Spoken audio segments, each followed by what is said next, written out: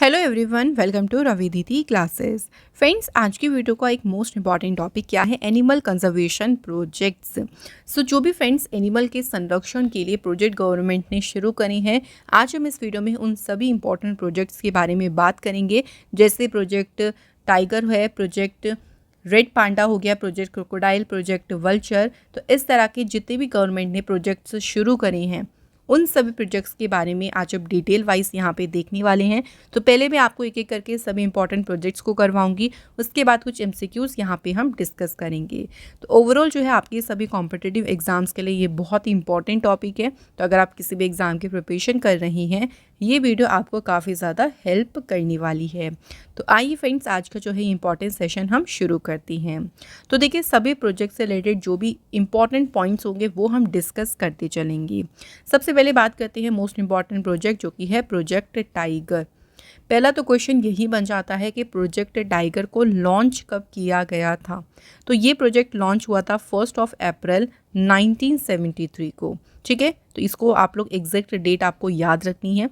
इसे लॉन्च किया गया था प्राइम मिनिस्टर इंदिरा गांधी जी के द्वारा from the Jim Corbett national park इन उत्तराखंड।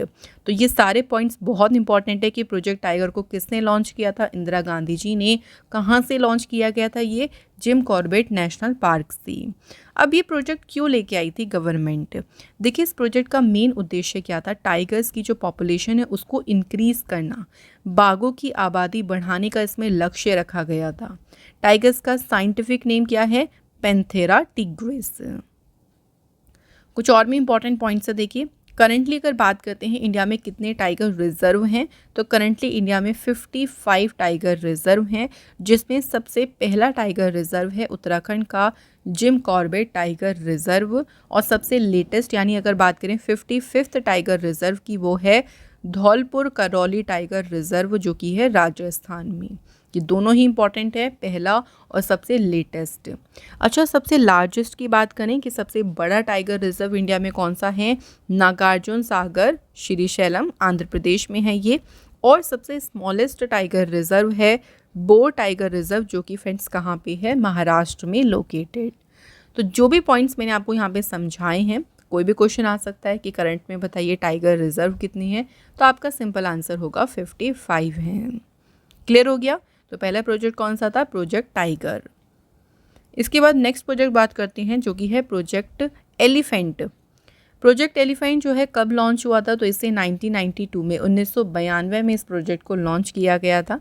इस प्रोजेक्ट को लॉन्च करने के पीछे का उद्देश्य था एलिफेंट्स और उनका जो हैबिटेट्स है, जो भी एलिफेंट्स कॉरिडोर हैं, उनको प्रोटेक्ट करना, उनकी सुरक्षा करना। तो उसके लिए गवर्नमेंट ने 1992 में प्रोजेक्ट एलिफेंट को लॉन्च किया। करंटली इंडिया में कितने एलिफेंट रिजर्व हैं? तो करंटली इंडिया में है 33 एलिफेंट रिजर्व्स।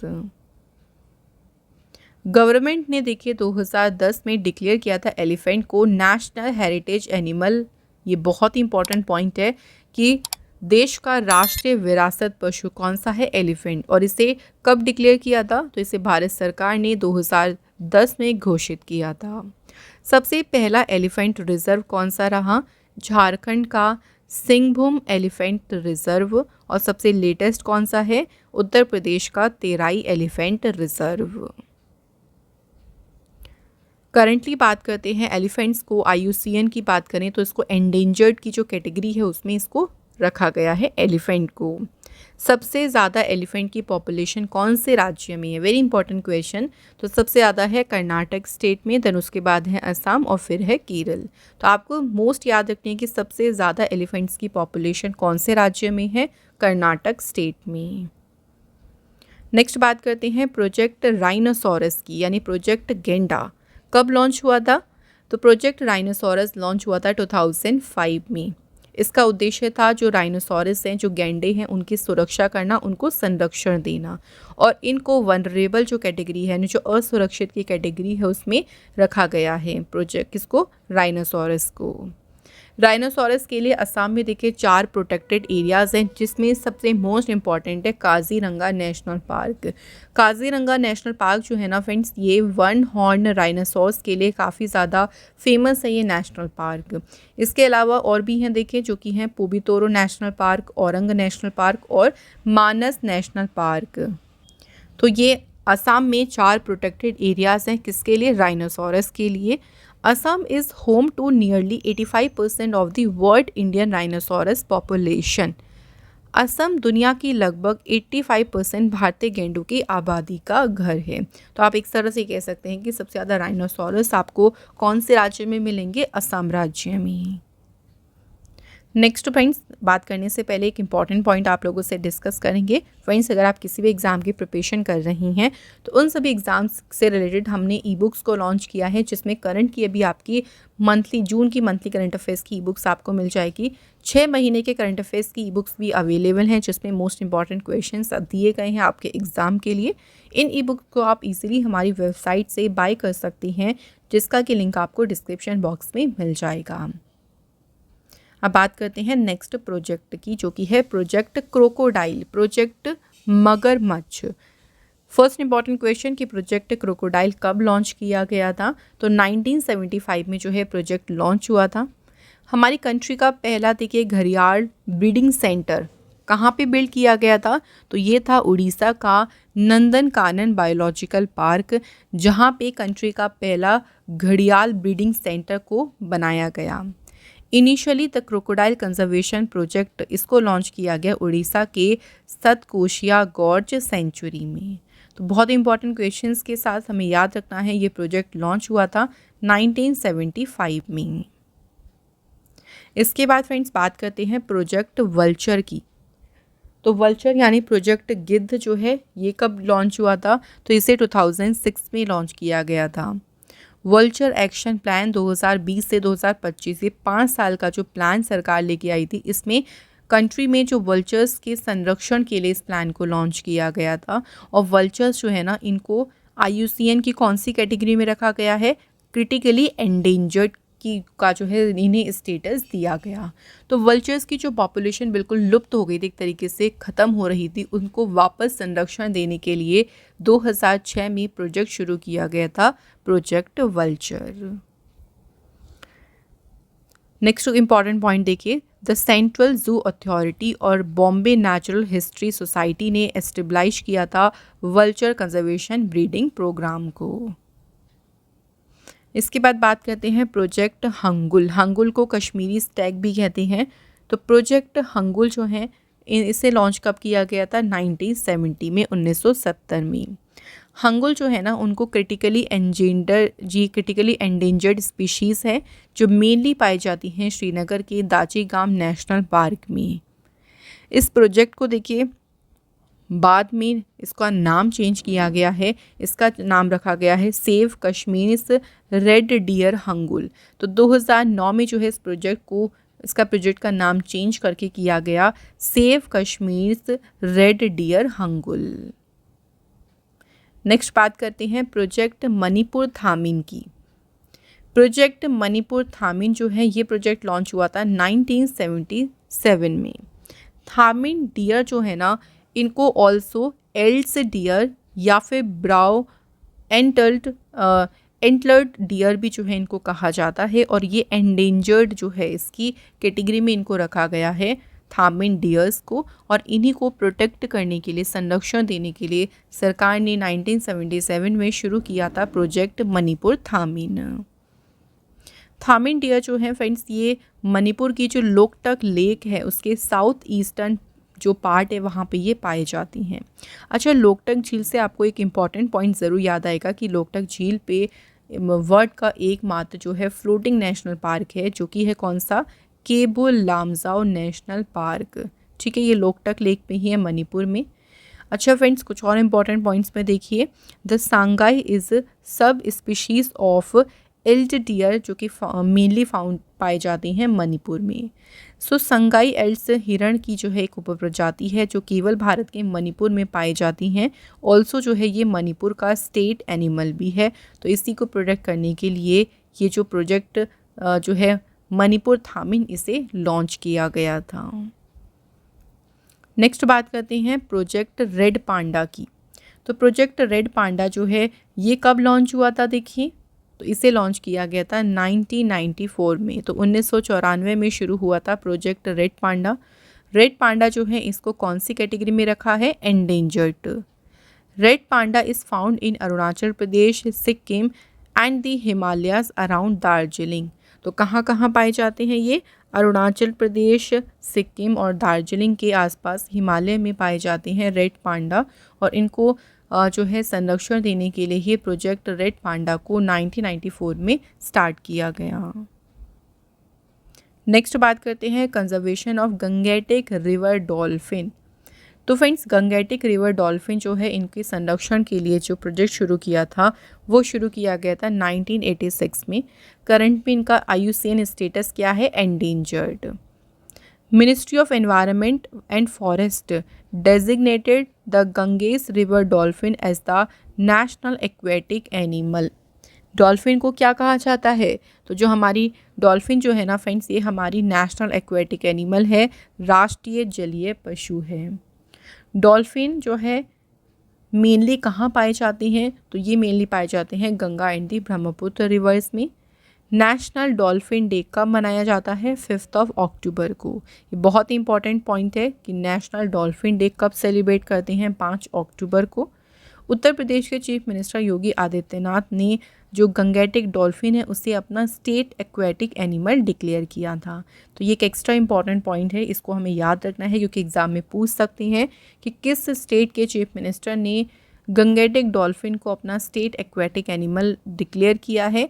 यूपी के चीफ मिनिस्टर योगी आदित्यनाथ जी ने। इसके बाद बात करते हैं प्रोजेक्ट स्नो लेपर्ड। तो प्रोजेक्ट स्नो लेपर्ड कब आया? तो इस प्रोजेक्ट को लॉन्च किया गया था 2009 में। स्नो लेपर्ड जो है ना, जिसे हम कहते हैं हिम तेंदुआ, इन्हें ऑन्स के नाम से भी जो है जाना जाता है और करंट में इनका IUCN स्टेटस है vulnerable. Snow leopard conservation breeding programme, ये फ्रेंड्स प्रोग्राम किसके तहत चलाया जाता है?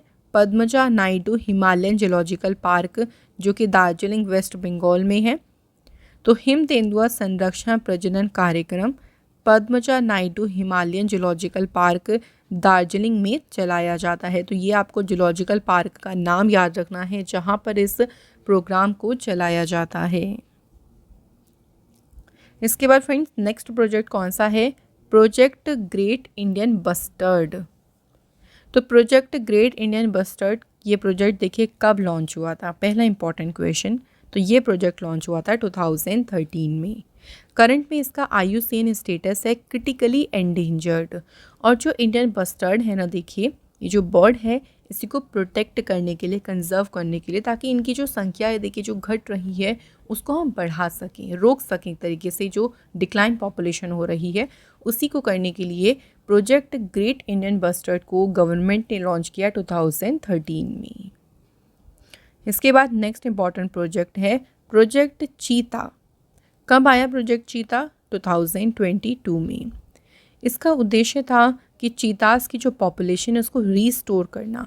1952 में देखिए चीता को ना विलुप्त घोषित कर दिया गया था।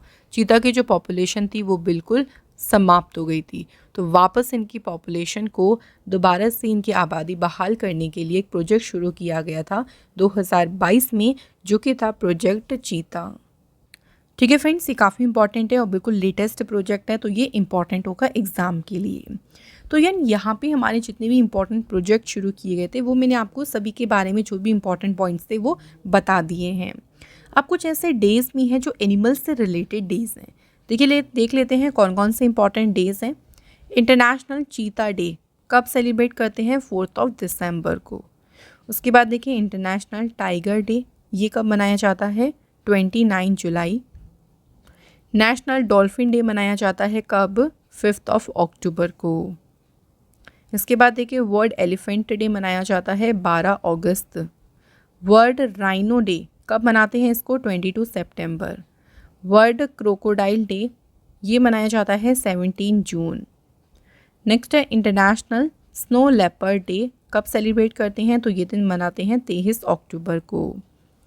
इसके बाद अगला देखिए इंपॉर्टेंट डे है वर्ल्ड वाइल्ड लाइफ डे, 3 मार्च को सेलिब्रेट किया जाता है वर्ल्ड वाइल्ड लाइफ डे। उसके बाद वर्ल्ड एनिमल वेलफेयर डे कब मनाते हैं? तो ये दिन सेलिब्रेट करते हैं 4 अक्टूबर को। तो यहाँ पे फ्रेंड्स हमारे जो इंपॉर्टेंट डेज थे जो कहीं ना कहीं एनिमल्स के साथ में रिलेटेड थे वो मैंने आपको बता दिए हैं। तो मैं कोशिश करती हूँ फ्रेंड्स आपको जो भी एक्स्ट्रा इंपॉर्टेंट पॉइंट्स हैं जो एग्ज़ाम के लिए इंपॉर्टेंट है वो सभी को आपको हम इस वीडियो में ही कवर करा दें। तो यहाँ पे देखिए जो इंपॉर्टेंट पॉइंट्स हो गए या इंपॉर्टेंट इन्फॉर्मेशन थी वो कंप्लीट हो गई। अब कौन कौन से क्वेश्चंस या किस तरह से क्वेश्चन इस टॉपिक पे आ सकते हैं, चलिए कुछ क्वेश्चंस को यहाँ पे हम लोग रिवाइज कर लेते हैं। पहला देखिए क्वेश्चन क्या है, when was the project tiger launched. बहुत ही कॉमन सा क्वेश्चन है, जितने प्रोजेक्ट हमने बात करी हैं उनके आपको लॉन्चिंग ईयर याद रखनी है, किसी का भी पूछ सकते हैं। तो प्रोजेक्ट टाइगर कब लॉन्च हुआ था, देखिए आंसर है 1973 में, और इंदिरा गांधी जी के द्वारा इस प्रोजेक्ट को लॉन्च किया गया था। अगला क्वेश्चन है, when was the project elephant launched.